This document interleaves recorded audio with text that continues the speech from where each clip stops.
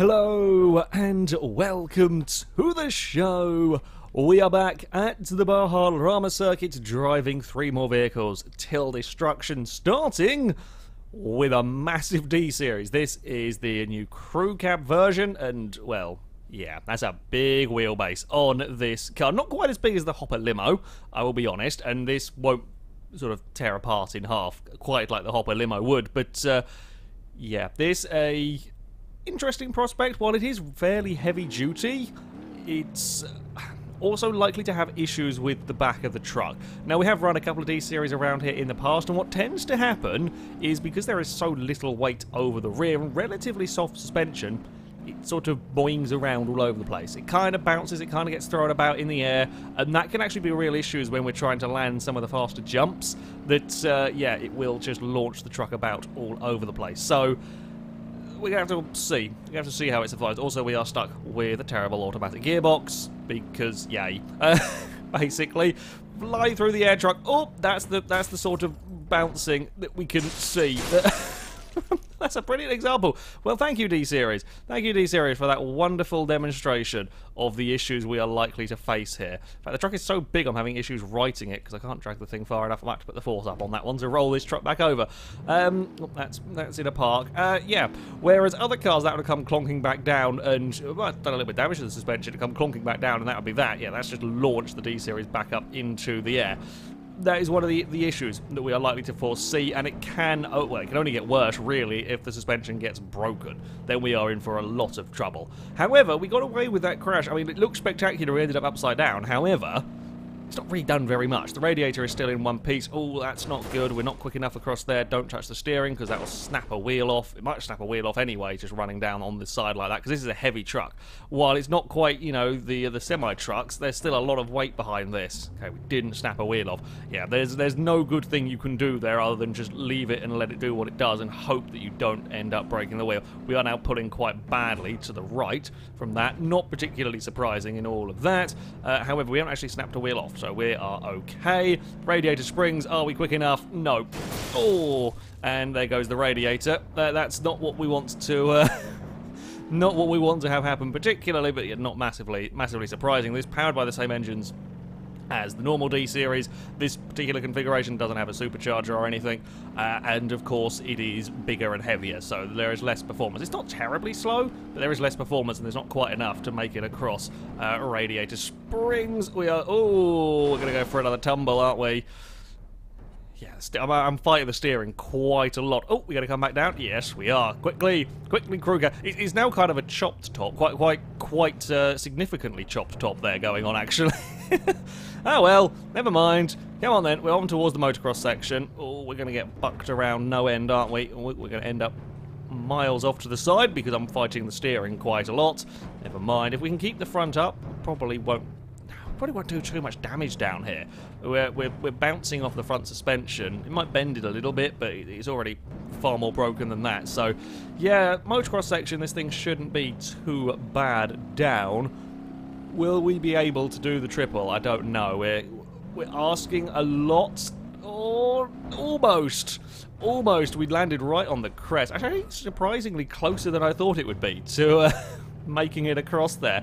It got ferociously flung around on that landing. However, the suspension's still in one piece. Chassis is relatively okay. We've managed to... I'm kind of dreading the moment when we land on the middle of the chassis, because I feel like that would buckle things up. Like in one hit almost, we could see this truck. We're not quite snapped in half. Ooh, I've just seen the damage that's done to the rear wheel. Okay, we've got camber problems. We've got bent steering going on at the front. I think we have to... Oh, I don't even know if that did put the strength up. Okay. Got to be careful not to put it up too high, otherwise you just fling your vehicle into orbit when you go to roll it. But this thing is so large and quite awkward to roll over that kind of need a little bit of assistance. Right, we've got some positive camber going on with that rear wheel. We've got knackered steering that is gradually getting worse. The biggest concern of all, though, is that radiator damage. This truck is an all-wheel drive version. I don't know if all the crew cabs are. There might be some rear-wheel drive ones. But anyway, this, yeah, is all-wheel drive. We are not really looking like we're damaging the drive shaft. We could end up losing a wheel axle at some point. Oops. I wasn't expecting it to go over there. Yeah, wasn't quite prepared for that one. Yeah, we could, I guess, potentially end up seeing a wheel axle lost. They seem to be holding on pretty sturdily in these impacts, so I'm not so much worried about that. I think overheating is most likely to kill it, in all honesty, or the potential loss of steering. If this steering rack keeps getting more and more twisted, then that might throw up some issues. We haven't got the power, we can't really use the handbrake to get it turned around the corners particularly well. We can get away with a little bit, but yeah, not a huge amount. In fact, there goes the coolant now. It has overheated very quickly. For a vehicle that's hit radiator springs on lap 1, has been a very fast overheating. It is working relatively hard, but I don't think it's the hardest working car that we've had go with a damaged radiator. Oh, this isn't going to be fun, is it? Because, oh, we got away with that on the landing. I'm quite surprised. Yeah, we're really struggling with the truck pulling quite badly now to the right, which means as we are approaching these ramps, if I'm not quite perfect on it, it'll just twist. Okay, here we go. Radiator springs for the second time. We're poorly. All of the bits are flapping. In fact, all the doors, everything that can flap is flapping on this truck. Oh, that took a nasty impact on that front. Still going, though. We've still got full-on steering. In fact, I think, yeah. Oh, we now lost the tailgate, but just about everything else that can flap. I guess the front bumper can still flap. Otherwise, it's all of the doors are gone, the bumper's gone, the exhaust is flapping, the bonnet's up. I mean, the back of the roof is lower than the front of the roof, both lower than the bonnet at the moment, which is impressive going. Oh, that front wheel's holding on. I mean, that was a big impact. Almost solely taken on the wheel, and it's still on, still going. However, it's going to have the death clicking any time now, and that will signify a very, very poorly engine. I mean, there's no recovering from this. It's just how far can we coast our way around the lap before the engine inevitably dies, and it's going to work relatively hard down this motocross section. There we go. Now we've got the death clicking. It's not good. It's not good for the crew cab. Can we get down the next motocross section? I don't know. Oh, we really lost all of our performance now. It's just all evaporated. We're doing a giddy height of 30 miles an hour. That's it then, I think. That went very, very quickly. Come on, keep rolling. Keep rolling, D-Series. That went very, very quickly indeed. And that is going to come to a grinding halt. Can we crest the next bit? Or is it going to run out of steam all the way up? It is there. That's it. Oh. Well, yeah, radiator not massively strong and then overheated the engine very, very quickly. The wheels themselves held on, but they were taking a fair battery. You can see how damaged the steering is there. The back also fairly gone. The actual rear suspension didn't collapse through the entirety of it, which is good in terms of survivability, perhaps a little bit surprising. As I said, it is a more heavy-duty vehicle, this one, but it's nice to see it survived. However, that bounciness is what often causes these vehicle problems. You can see what we've done with the the roof line there. Okay, a solid start for the crew cab. Not quite as far as the Sports D series, however, getting a fair amount around its second lap is not too bad going. Up next, we go to our first proper convertible to take on the Bajarama circuit. This is the ETK 800 series, but reimagined as a 4-seat convertible.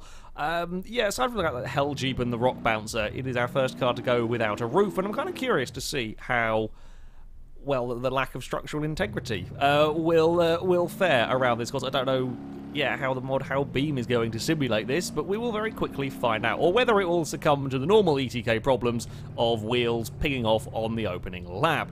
There's not crazy levels of performance, but still a decent amount of speed in the car. I'm hoping will be enough to see it over some of the tougher jumps.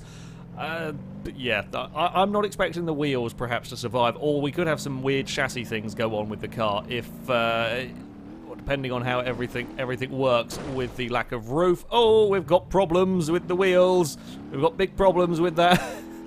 One of the rear wheels has gone skew-whiff. It's going to drag us around. Now, it is still drivable like this, being all-wheel drive. In fact, it's technically not come off, so I think it is actually still delivering some power in its flappy position. That's not great. It's not great, I will be honest. However, we're going to keep going, and maybe... Oh, we've gone for a tumble. Are we going to come back down? Oh, no, that's not good at all. That's not good at all, is it? We've got one rear wheel down and one front wheel down. Neither of them snapped off, so they are now dragging us about in all sorts of conky angles.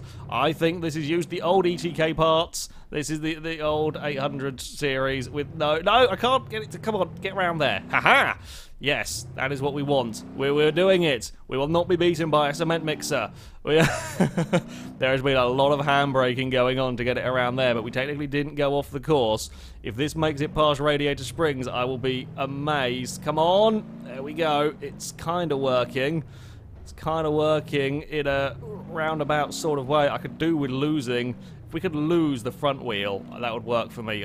If we lose both of them, we're going to end up losing all drive. However, I can't actually get it to turn to. Whoa! We're just going to slide our way through Radiator Spring. Now, as undrivable as this is, it might actually help us in regards to we're now not going to be able to go very fast. No, I can't get the car to. There we go. We can get the. Oh no! I need the rear wheel to bend in a correct way to kind of get it to drive the path that I want. Even if we manage to coax it, which we are still doing, all the way down the motocross or to the motocross jumps, I think the first time we go across one of them, the first heavy landing we get, that is probably going to be the end, or maybe even there. Oh, well, there goes the radiator. You know, that's kind of the least of my worries right now. The radiator going. It's a little bit all over the place, quite frankly, this car. Why are we going that way? No, 800 series. I can't get you to turn. Oh, can we be really cheeky? That's some interesting.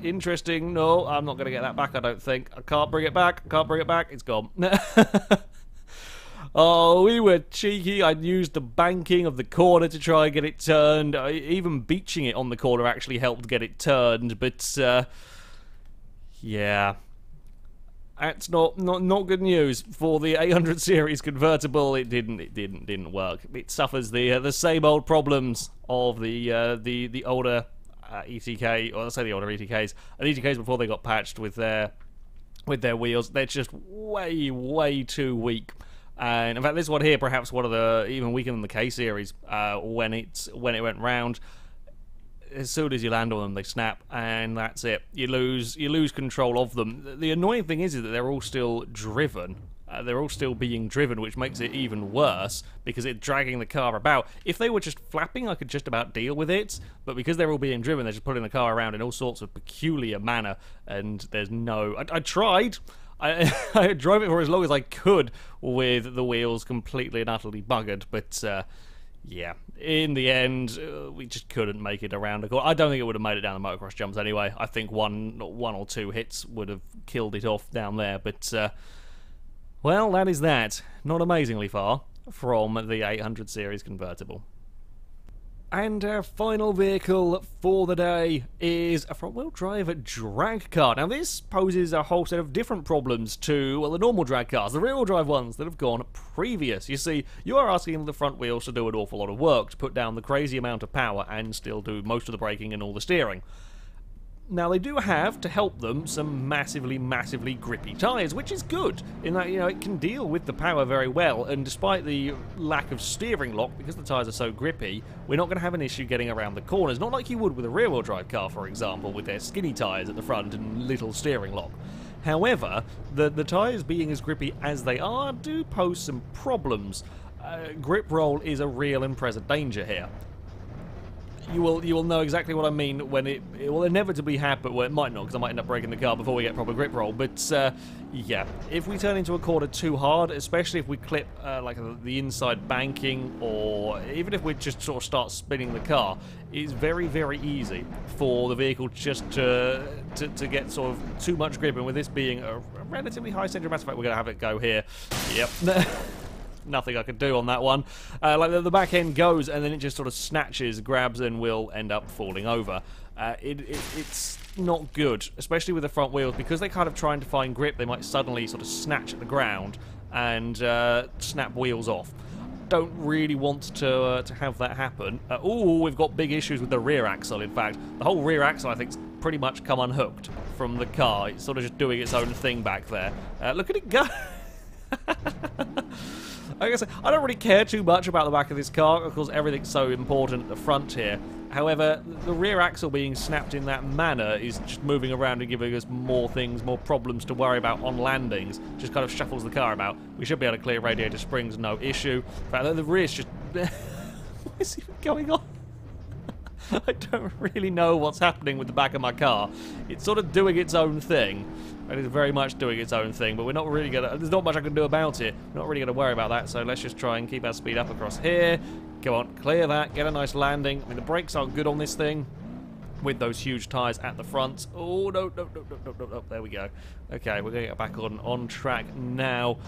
We've got some camber.